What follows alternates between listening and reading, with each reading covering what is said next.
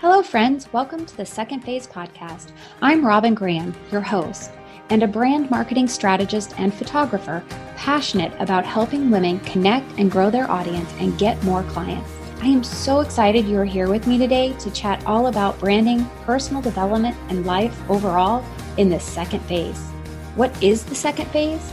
The second phase for me was a change in careers and learning how to navigate a new world and build a business from the ground up, when I was actually terrified to put myself out into the world as something new. For some, the second phase is a significant lifestyle change, a traumatic loss, a move, an illness. It could be any number of things. No matter the definition of your second phase, we are here together to learn about creating a brand that stands out and makes an impact, and grow as our authentic selves and follow our callings, our passions, our visions, and our values. Now grab your cup of coffee or the dog's leash and let's dive into a new episode. Well, we are very quickly coming to the close of 2020. I will only have, I think, maybe one more episode after this one that I'll air before the end of the year. And, it's been such a crazy year. I know a lot of people are ready to just write it off, close the door on it, and move forward. There have been so many things that have happened in my life this year that I'm not sure I'm ready to close the door on 2020, honestly. I think that, I don't have closure on some things, and yet I'm really eager to move forward for new and exciting things in 2021. But there's one thing I've learned for sure this year is that I can't be too hasty with moving forward or not embracing experiences that have happened. And I've always had this tendency to kind of, block out the bad things, not face them, just kind of roll over them and try to be strong. And then all of a sudden, months later, they hit me like a ton of bricks and I'm miserable. And that's kind of what has happened to me in 2020 after losing my grandmother and my mother-in-law and my dog. It was a struggle for a while, and I didn't take time to give myself compassion. I didn't give myself the grace to just sit with those situations, those circumstances, and embrace the emotions that I needed to feel. And so I've carried them with me since May, and they've been really heavy. And this month, I finally realized what was happening. And today's interview is with Krista Resnick, and it could not be better timing because I have a feeling that there are a lot of you out there that have done similar things with your emotions this year and maybe for years and years. But it's time that we all give ourselves the grace of self-compassion. And I think the holiday season is a really good time to do that. When you think about what the holidays are about, you come together as families, which we may or may not be able to do this year, depending on, where we live and whether our family lives close or doesn't live close and are in the same circles related to COVID exposure. But it's still a time where we focus our energy and our efforts on other people, which is so, so, so important. But when you think about what the root of the Christmas season is about, it's about the birth of Jesus and God's compassion for us and how he created us in his image and to be like him, to love one another above all. But he also wants us to care for ourselves and through our relationship with him, find compassion on ourselves, because that's the compassion that he has given to us. He's given us such incredible grace, and we need to embrace that and cherish that in our everyday lives. So as you move through this holiday season, I want to give you some food for thought. In the episode, you're going to hear Krista talk about so many different things related to self-compassion, but the one thing she mentioned at the very beginning of the episode is how she felt like she was a sheet being tossed around to and fro in the dryer. And I know that for many of us, that's exactly how our lives have felt in 2020. We haven't been able to focus. We've been all over the place in terms of our goals and our dreams and our aspirations because so many things have had to be stifled because of COVID. So The holiday season is here, and the best gift that you can give yourself is the gift of self-compassion, to let yourself just be, to accept yourself where you are as you are, and to love others and let others love you too. So with that, I am going to give you the recorded episode and let you sit back and enjoy it and learn from Krista, as she is such an expert in this field, and I really want you to take it to heart. So Merry Christmas to all of you. If you happen to not celebrate Christmas, but celebrate Hanukkah or another holiday, happy holiday to you. I'm sending you all a great deal of love, and know that I cherish each and every one of you and appreciate you. And I am so thrilled to have had you on this journey with me this year. The podcast has grown immensely, and it's a labor of love, passion, and joy for me. So thank you for being along the ride with me. Krista Resnick, welcome to the Second Phase podcast. I'm so excited to be here today, Robin. Thank you for having me. I'm thrilled to have you here, and I'm thrilled to share you with my listeners. So we have a lot of things in common from our personal lives as well as our business lives. We both have photography that kind of led us on the journeys that we're on today as far as becoming coaches. So that's an interesting connection. And we both have sons who are in their early 20s, late teens. And anyway, there's so many similarities, but you're just a doll. And I'm so thrilled you're here. And I would love for you to tell the listeners just a little bit about you and what your journey has been to get to your second phase and what you do now and all of that good stuff. Yeah, absolutely. So yes, I was a photographer at one point, but before that, I chose to stay at home with my boys. We live in a very small community, and there just was not, in my opinion, suitable means for childcare. And my husband and I made the choice together that I would raise them at home for the first several years of their life. And when that youngest, who is now 16, went to school, I found myself one day, he was in first grade at this time. So what is that, Robin? Like 6, maybe? Something like that? Yeah. 6. Yes. Mm-hmm. I found myself standing in front of the dryer, and I was moving sheets, let's say, from the wash to the dryer. And I had this moment where I shut the door on the dryer and I watched those sheets sort of tossle around and get bounced to and fro. And I thought to myself, that feels like my life. I feel like I don't have direction. I don't feel like I have purpose. I don't feel like I have clarity. I feel like I am just a sheet bouncing around, being tousled to and fro in the dryer. And it was that moment that gave me clarity around not necessarily what I was going to do and how I was going to figure it out, but it gave me enough clarity to reach for something, to start moving in the right direction, to try to uncover what it is I really wanted to do. So that moment is really what led me to photography. Did that for several years and had a great successful business. And oddly enough, our conversation today really stems from my work in photography. And that was watching these young women and their mothers. I specialized in high school senior portraits. However, I did do weddings and I did do families as well.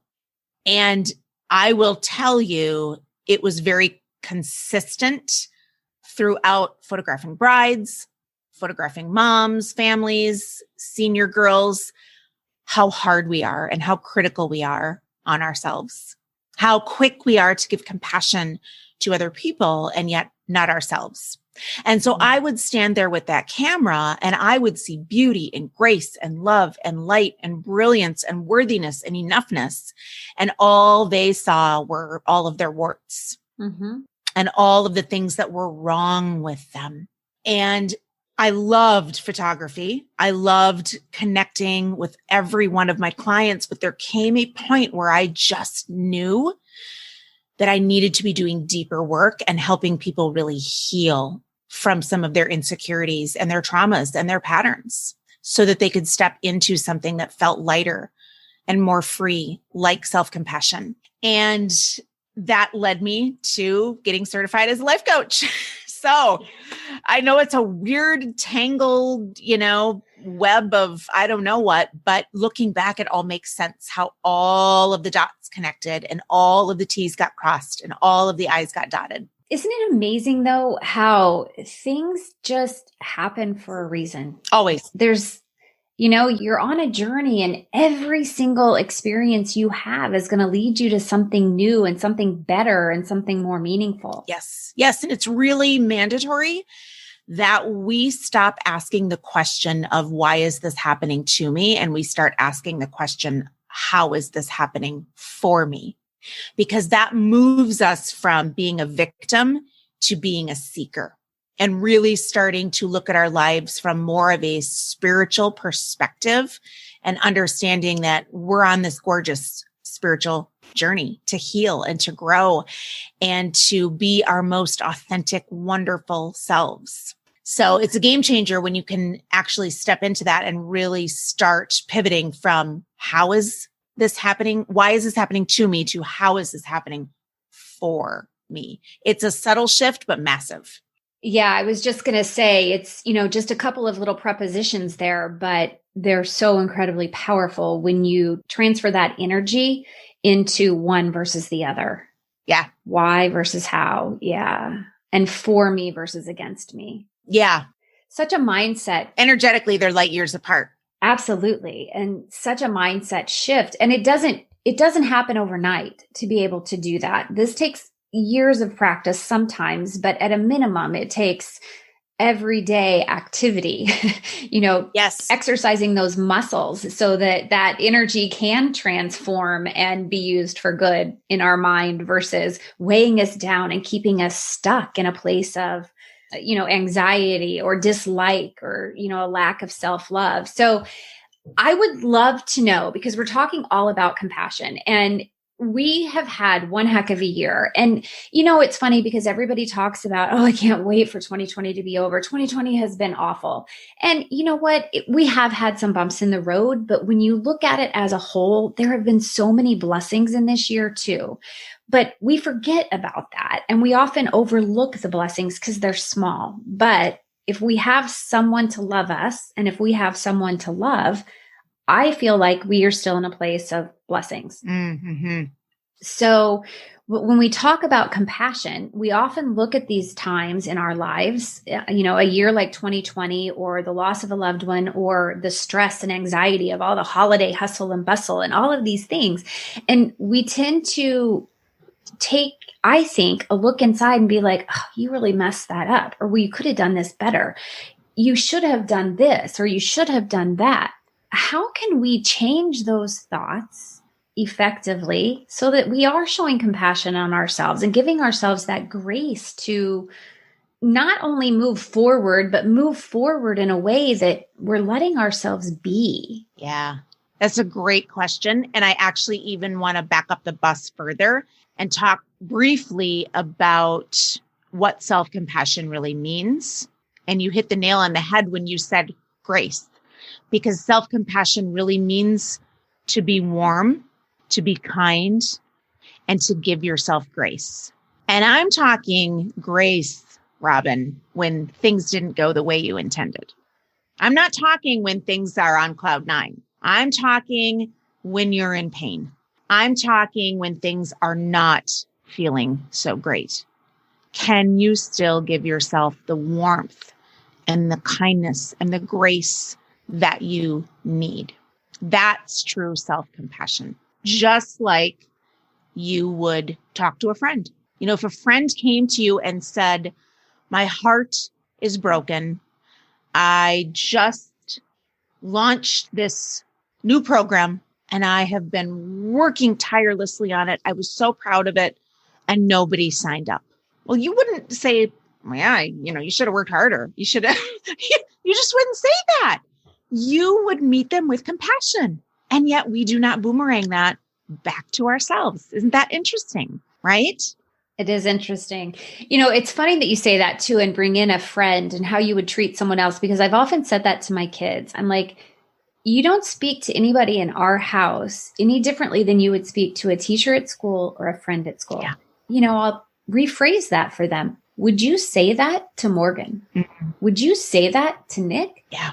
Or would you say it in that tone to them? Yeah. No. Then don't say it to anyone in our house or to yourself. Yes. That way. It's a great rule. It's a great rule. And I think it's also really, really, before we even step into shift, there's some things I think we really need to unpack so that the listeners understand. And that is this idea that when you're not stepping into self-compassion, you're judging yourself. You're giving yourself a big dose of self-judgment. And what I want the listeners to know is that self-judgment is a form of protection. That's what it is. It's a way that you actually protect yourself from being hurt. You think that you're protecting yourself from being judged because you're judging yourself. Mm-hmm. It's literally keeping you disconnected from others. And if we're being cruel to ourselves, we block ourselves. So we're using judgment, comparison, nasty inner talk, self-flagellation as a way to protect. But in all honesty, all it does is it's like you're picking up yourself and you're putting yourself in your own way. You're completely blocking yourself from up-leveling, from expansion, from growing and stepping into the highest version of yourself. Mm-hmm. Yeah, that's so powerful. And if we do this to ourselves, we can't build relationships either. Mm-hmm. If we can't build relationships, we're definitely not going to be moving forward. Yeah. Well, and really the most important relationship that you can have is your relationship with yourself. And I would invite your listeners to really think about that. How's your relationship with you? Because everything flows out of you. So if you're not good with you, let's start there, because there's a reason why things aren't happening or things are happening in your external world. And so let's flip the mirror and start looking at your relationship with yourself and how you're treating yourself. And I actually talk about, it's like self-love is your power cord. It's your power cord to all good things. When you can really understand and come from this place where you know your worth and you know that you were made for something really special and important and that you are enough. That's the power cord that you want to be plugging into. I love that analogy, the power cord. Yeah. That's good. Yeah, that's good. Yes. It's just insane to actually be against yourself. Mm-hmm. It's like you're putting this huge barricade between you and you. And, we can play with this and laugh about it. And yet we do it all the time, right? But we're not taught this. Mm-hmm. We're taught how to ride a bike. We're taught how to tie our shoes, read, write, do arithmetic. We're not taught how to love ourselves. We just don't know. No one's ever taught us. And that is the other thing that I think would be really helpful for the listeners to know is that many people were actually taught how to be against themselves. We grew up with parents that weren't necessarily for themselves, maybe an overly critical mother to herself or even to you. If you grew up in a home where there was a lot of criticism and judgment and squashing of ideas and openness, you're going to be more apt to be very self-judgmental. Could have been a grandparent, could have been a teacher, could have been a basketball coach. And so what happens is this becomes very familiar to you. You think that that's just normal. And your system actually thinks that this is normal to beat the snot out of yourself. Mm-hmm. And so what we want to do is we really want to take this way of familiarity of self-judgment and we want to make that unfamiliar And we want to make self-compassion familiar. Oh, I love that. Yeah. I love it. It's almost like breaking down, well, like you said, a barrier. As you were talking, I was thinking of like this big block in my chest, like blocking everything from going from my mind to my heart. Yeah. It's like it just can't communicate for me the way that it's supposed to.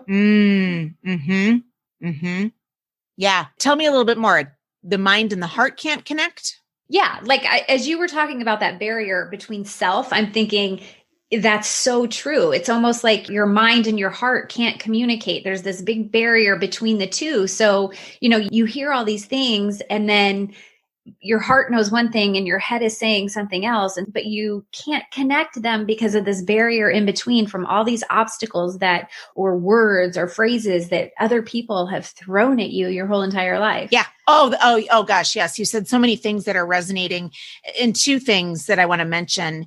The first is, you probably are, fully aware of this, but I know a lot of people with a ton of awareness, right? You said the mind and the heart. And awareness is great. Awareness is where we start with all of this, because you can't change what you're not aware of, what you're not noticing. So awareness is a beautiful thing.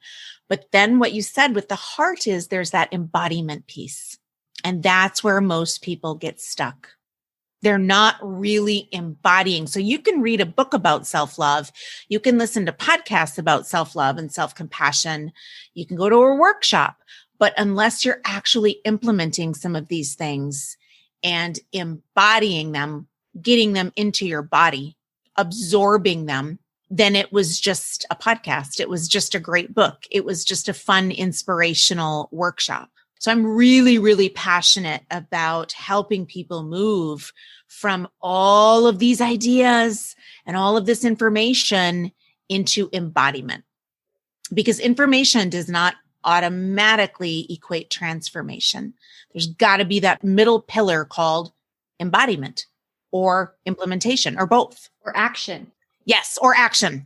Yes. And I think we can also tie in there intentional, right? You can't take in this information. You can't just read it. You can't just hear it. You can't just see it. You have to actually be intentional with the information that you're gathering or that's coming into you and take action on it. Yeah. Yes. And that's where, when you mentioned a little while ago about patience, I actually think that patience is a very underutilized, undervalued tool in the self-help and personal development world. And we as coaches need to be talking about the value of patience a whole lot more, because it's not just a one and done.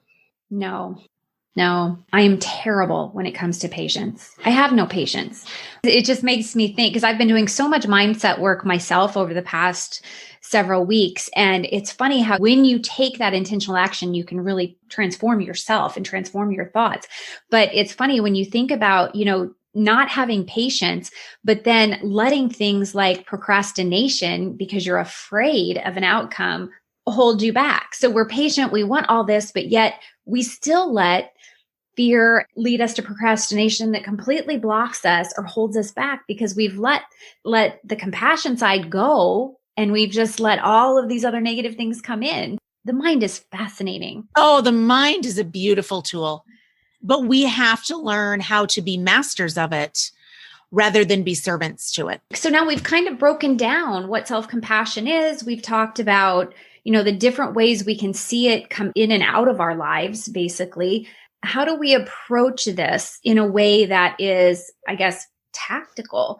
Maybe are there action steps that the listeners can actually take to move one step forward at a time to embrace self-compassion? Yes. I love this question. So the first thing that I would love for your listeners to ask themselves is, what is it specifically that stops you from practicing self-compassion? What is it specifically that stops you from practicing self-compassion? We have got to get clarity around that in order to shift it. Clarity, so important. Oh, it's massively important. I am a bit obsessed, true confession here, with the quote. It's not by me. I wish it was, but I got to give Brene Brown credit where credit is due, right? I mean, clear is kind. Yeah. Clear is kind. Unclear is unkind. Now, I think Brene uses that in terms of communicating with colleagues and corporate type leadership positions. But I have taken that quote personally and really infused that into my work with my clients in terms of not being clear with what you want in your life. I have a client that I'm working with right now, and she is struggling to just get clarity around what it is she even wants in her life. And she's suffering because she can't get clarity around what she really wants. And the reason why she's doing that is because she knows subconsciously that once she gets clear, now it's time to take action. So it's a way that she's protecting herself, which is totally cool. There's no judgment around that. But now we get to heal that, and we get to lift that, and the patience part, slowly chip away at it so that she can get clear. So clarity is a massive gift to yourself, no matter what we're talking about. You know, today we happen to be talking about self-compassion, but give yourself the gift of really sitting back and coming up with the answers of what specifically stops you from practicing self-compassion. And on that note, most people are going to probably start talking about, well, when I'm hard on myself or when I push myself, that's when I motivate myself. And research has shown the exact opposite. So when you are kind to yourself, that's when you rise. That's when you have epic gains. The truth is that praise, support, and compassion is actually what elevates us. So that's the first question that I would love for your listeners to start with. Now, there's 3 elements of self-compassion that we'll talk about really briefly here. And then I will leave everyone with some questions to start doing the work. That's the implementation in the embodiment piece. So again, everything starts with self-awareness. Everything. We cannot shift what we're not aware of. So you have to notice when you're being the mean girl. You've got to notice. When are you feeling really tense? When are you feeling really low? When are you spinning out in how you could have, should have done better? So when are you being the mean girl? Start paying attention. Number 2 is common humanity. And basically what I mean by that, Robin, is we have to stop isolating ourselves and think that we're alone and that we're the only human that is suffering through this experience, because that's just not truth with a TH. It's just not. Every human this side of heaven has pain and suffering. And so when you're in relationship with people, however that looks for you, it's a beautiful reminder that we are all here having this gorgeous experience called life. And we're all in this together. And we're here to support one another. Number 3 is choose kindness over judgment. Grace over self-berating. Understanding, I am enough. I deserve unconditional love. If I'm not nice to me, how's anybody else going to be nice to me? Right? If I'm not nice to me, how am I going to rise? If I'm not nice to myself, how am I ever going to step up and make the impact in the world that I want to make, that I'm here to make? How am I ever going to be an expression of my purpose and my divine assignment when I'm beating the snot out of myself? And the truth is, Robin, you just can't. Without self-compassion, you just can't. So what we want to do is we want to start to make self-compassion familiar. Because remember, for most people, self-compassion is just not familiar. I love that. It's like a foreign concept. Because we've lived our lives so long doing things the hard way, or, talking to ourselves as though we're not worthy, that we don't know how to do this. Exactly. It's like you're learning Japanese. And here's the funny thing about that. Again, it goes back to if I signed up for Japanese when we get off this call, I probably would not be fluent even in a year.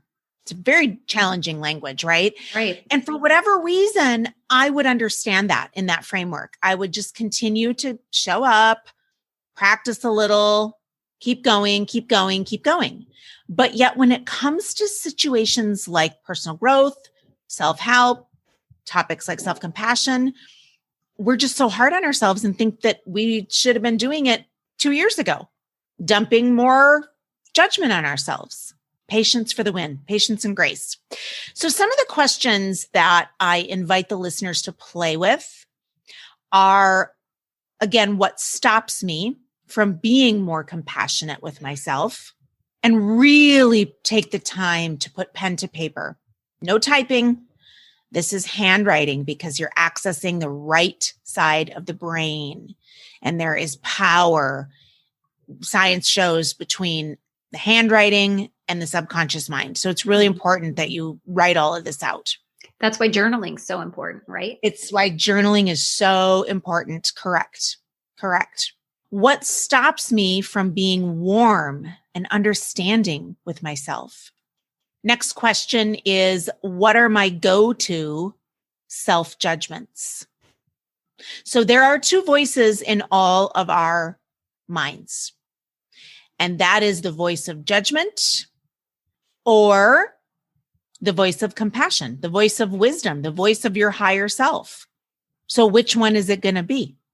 Are you going to listen to that voice of judgment, or are you going to listen to the voice of compassion?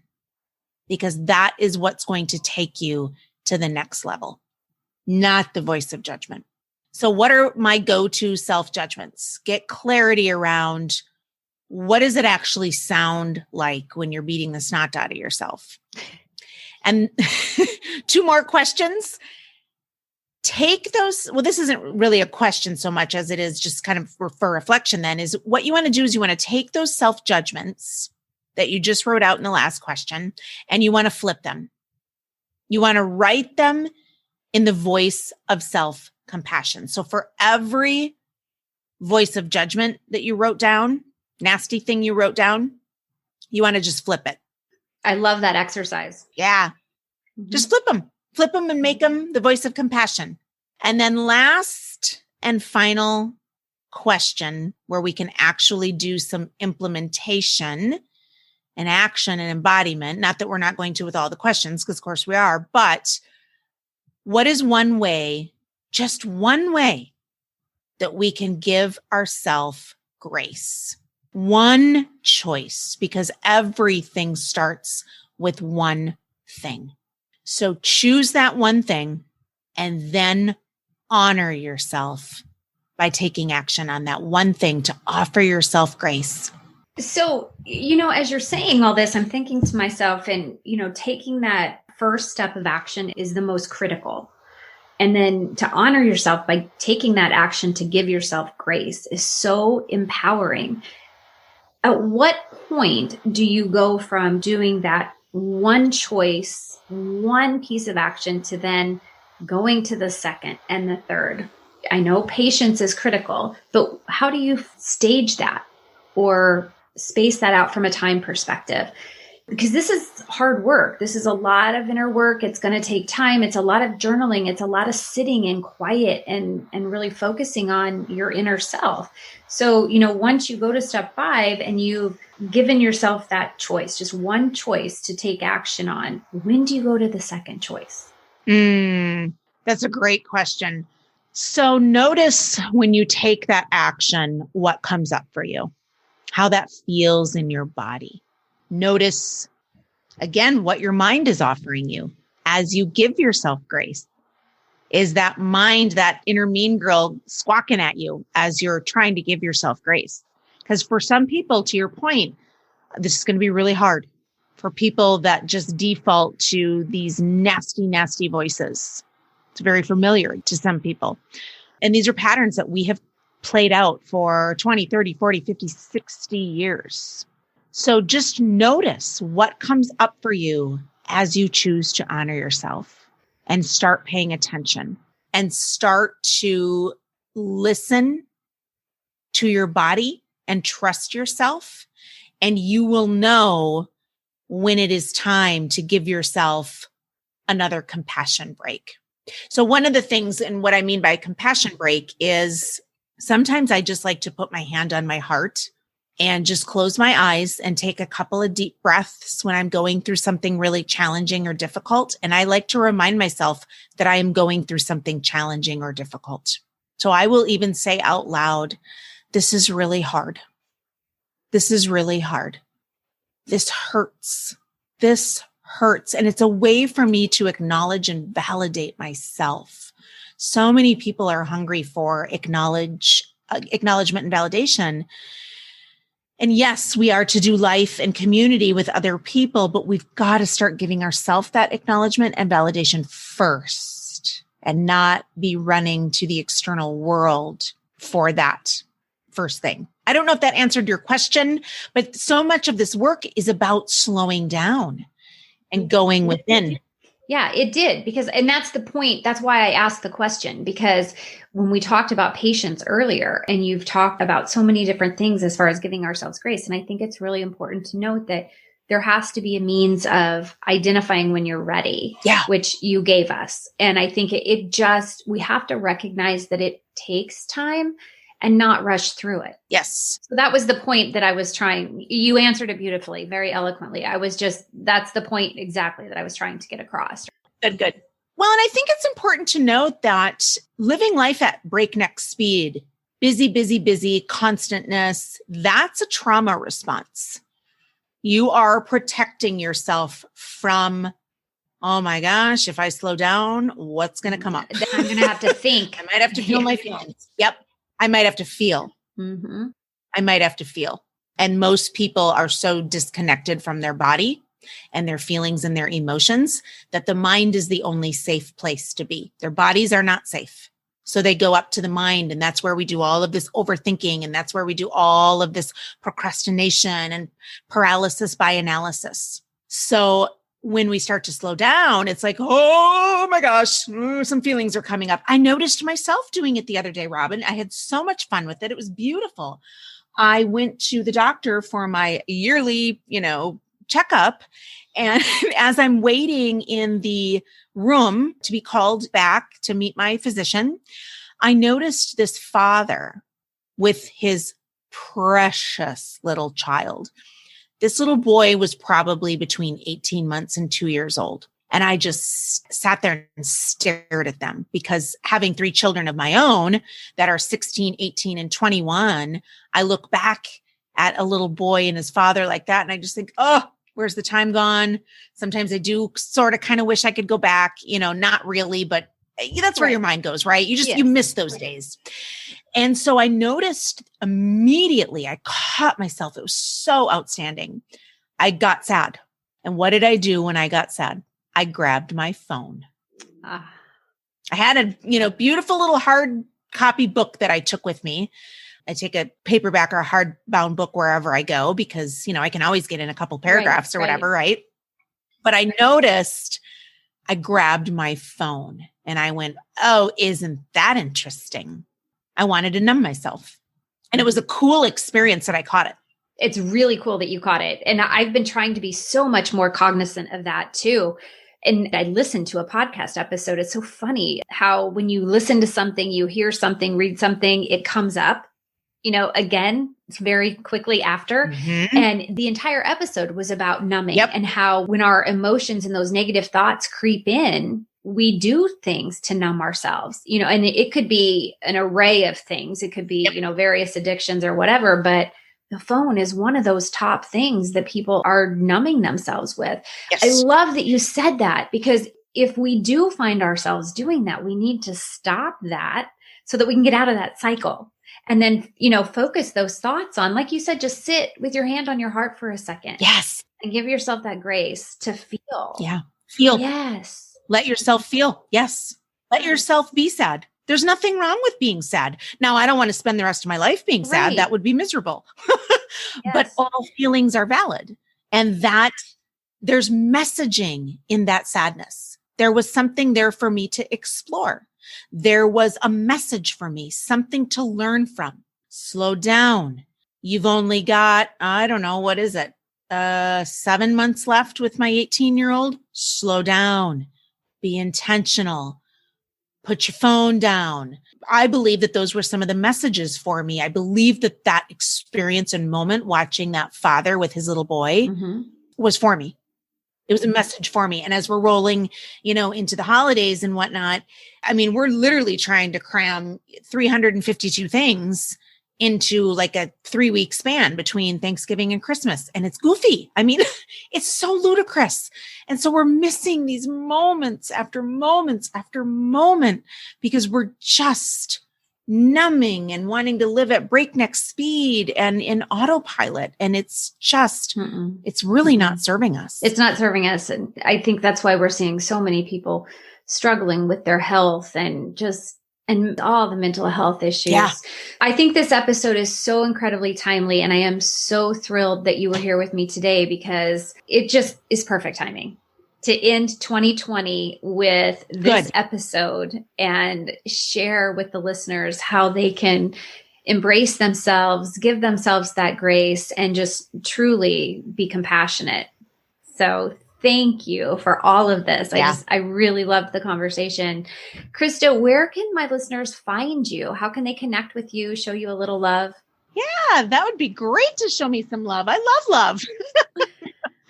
So I'm on all social media platforms. Well, not all, because you and I were having a conversation about Twitter before we hit record, and I'm not on Twitter. So I am on LinkedIn. I am on Instagram. I'm on Facebook. So they can find me at all of those places. Krista Resnick Coaching, my website, KristaResnick.com. And I think those are all of the places. I do also have a podcast called the Selfish Badass Podcast. And just to clarify for those that are mortified, I am not coaching and teaching women how to be more selfish. It's kind of a play on words in that I am coaching and helping women really heal from this pattern of not valuing themselves, not seeing themselves and their dreams as worthy and worth prioritizing. So the Selfish Badass movement is all about healthy selfish and understanding and learning that you were made for a purpose and you were made for a divine assignment. And who are you not to put that on the front burner of life? I love your podcast. So, of course. Thank you. All right, Krista, thank you so much. And listeners, go follow Krista for more amazing, inspiring information. And Merry Christmas, Happy Holidays to all. Yes, thank you, Robin. And that's a wrap, friends. Thank you so much for listening today. I am grateful to have you here with me. If you enjoyed this episode and found the information helpful, will you please take a moment to subscribe and leave a rating and review? That would mean the world to me. It will also help others find the podcast. I really look forward to getting to know my listeners. Will you please connect with me on Instagram? You can find me at The Robin Graham. You can also find me on Facebook and LinkedIn as Robin Graham. And I invite you to join my private Facebook group, The Brand Marketing Insider. Please spread the word about the Second Phase podcast. Until next time, remember to smile.